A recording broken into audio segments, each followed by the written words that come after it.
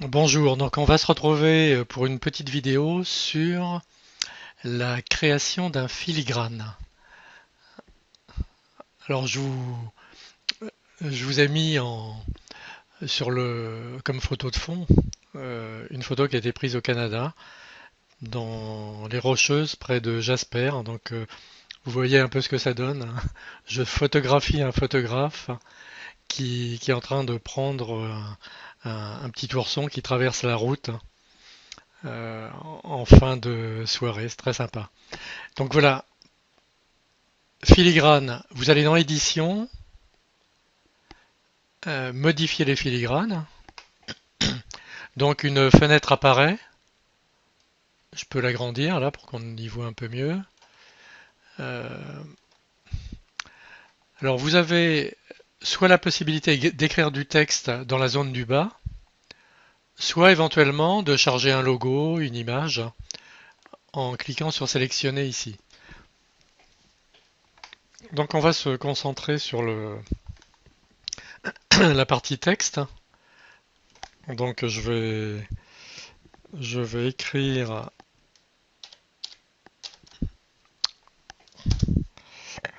copyright tuto LR. Alors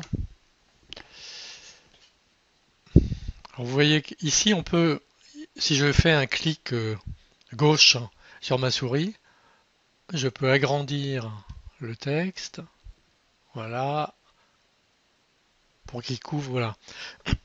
Quand on arrive là, finalement, après, on a beau appuyer sur la souris et essayer de le remonter, ça ne marche pas. Donc, pour positionner comme vous le souhaitez votre filigrane, il va falloir aller sur le pavé du bas, qui va vous permettre soit de le centrer. Alors à gauche, là, ça marche pas parce que je l'ai tellement agrandi que voilà, on va le mettre comme ça.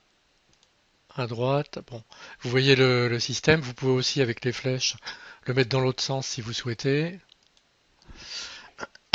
Donc moi, je vais le redescendre en bas. Voilà. Vous avez la possibilité de modifier la police ici dans les options de texte, la couleur. Bon, je le laisse en blanc parce que c'est en blanc, c'est pas mal. Ça ressort bien sur les photos. Vous pouvez jouer sur les ombres. Euh, bon, au niveau des ombres, je le mettrai plutôt à zéro, hein. Et là, vous avez la possibilité au niveau des ombres de jouer sur le rayon, la translation. Alors, ça me paraît pas très utile. Enfin, essayez de jouer avec ça, vous verrez ce que ça donne, hein. Et puis surtout, le truc important, c'est l'opacité. Donc là, vous pouvez jouer sur l'opacité pour que ça vienne pas vampiriser votre photo. Donc on va le mettre comme ça, hein. Euh, voilà. Vous avez également la possibilité de jouer sur la taille à partir d'ici. Voilà.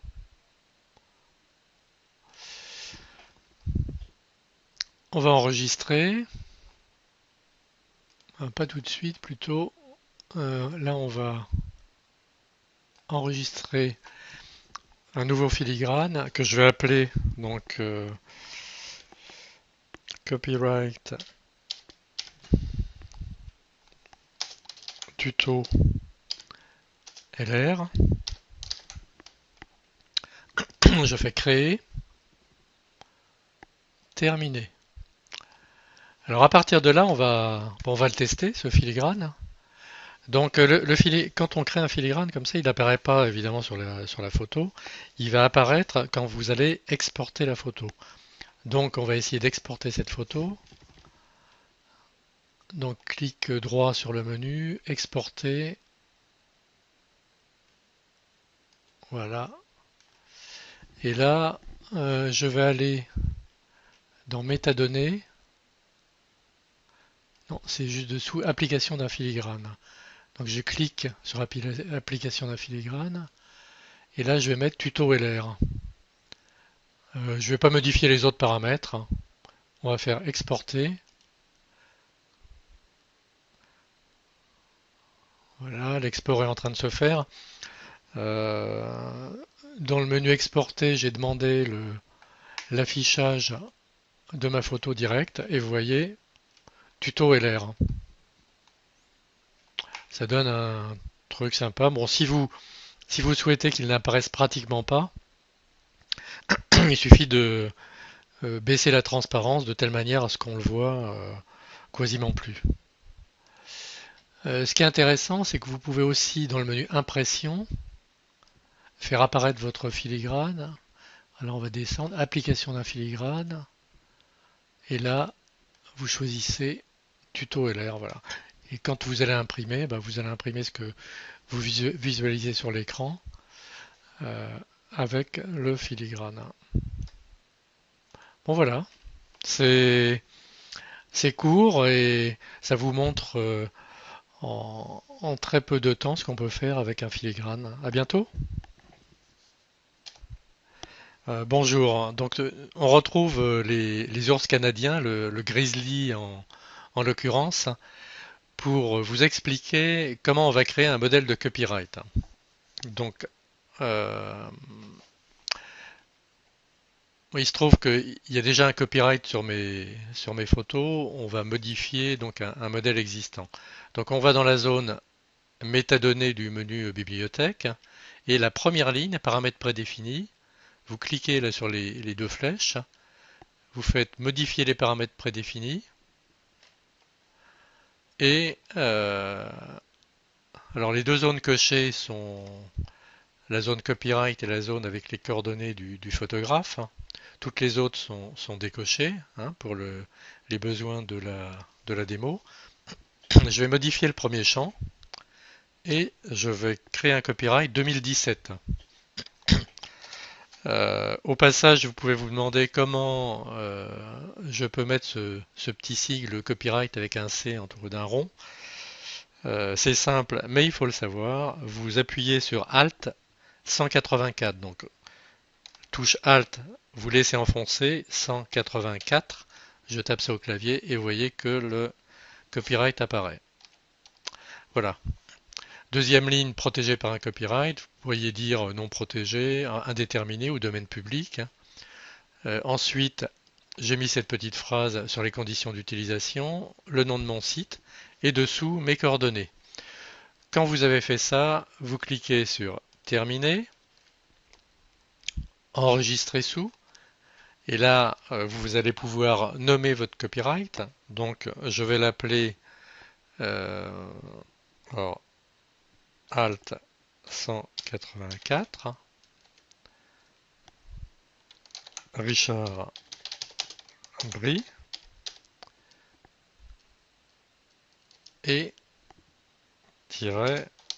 2017. Voilà. Ce nom est déjà utilisé. Bon, alors je l'ai déjà créé, donc on va mettre 2018.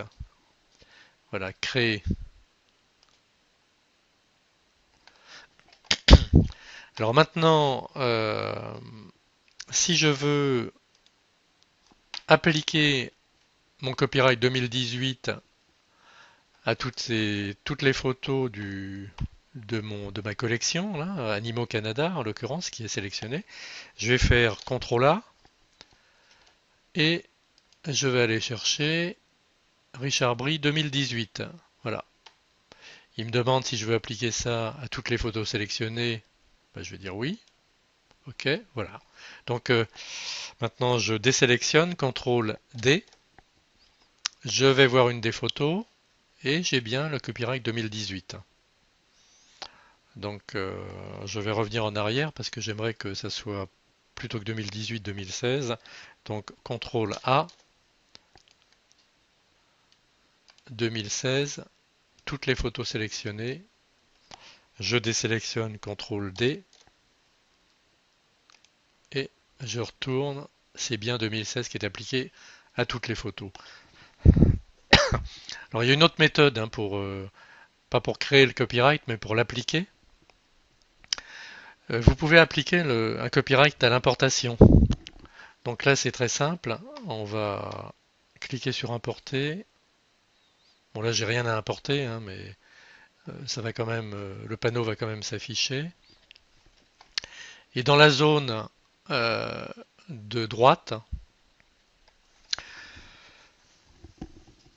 vous avez appliqué pendant l'importation. Et là, dans cette zone-là, métadonnées, vous pouvez appliquer un profil. Donc là, bah, si vous voulez appliquer 2016, puisqu'on est en 2016, vous cliquez là-dessus et quand vous allez cliquer sur importer, bon, j'ai aucune photo sélectionnée donc je ne peux pas importer, mais tous les paramètres, le copyright, les paramètres du copyright, Richard Brie 2016 s'appliqueront automatiquement. Donc je vous conseille cette méthode, hein, ça vous permet d'appliquer le copyright systématiquement à l'importation. Voilà, à bientôt.